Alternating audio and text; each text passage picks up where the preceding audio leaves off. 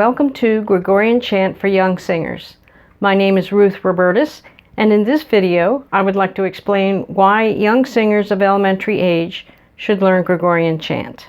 So, what is Gregorian chant? The answer is complicated, but basically it is music developed by the early Christian church in Europe over the course of many centuries.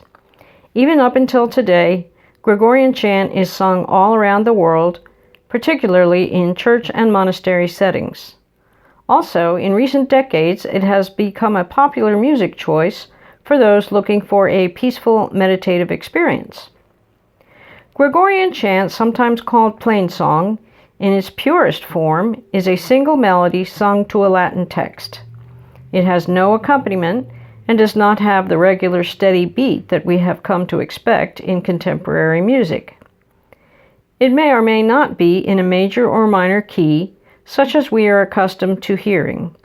Here is an example of how it sounds. Deus canticum novum cantabat tibi. It is possible, however, to use English words. Come, let us ring out our joy to the Lord. It's also possible to sing Gregorian chant with a very simple accompaniment like this. Ave Maria, gratia plena, Dominus tecum, benedicta tu in mulieribus.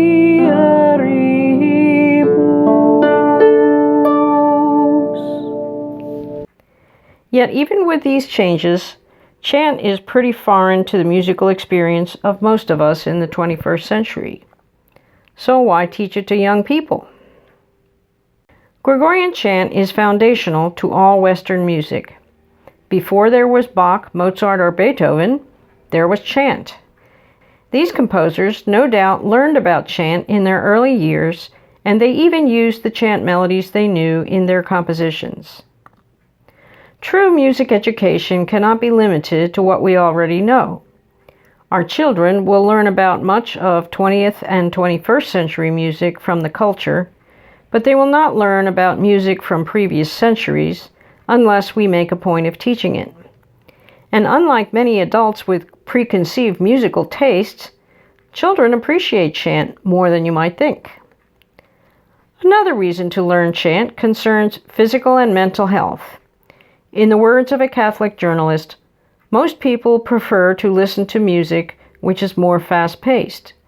We have become accustomed to fast food, fast cars, fast computers. Even in recreation, our music has to have a beat, a pulse, something to tap our toe to.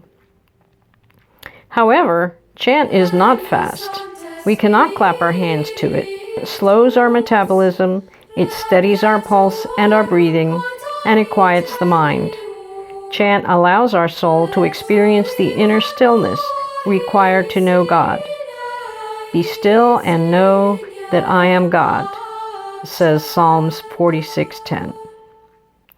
Study after study shows that music does affect our physical and mental state.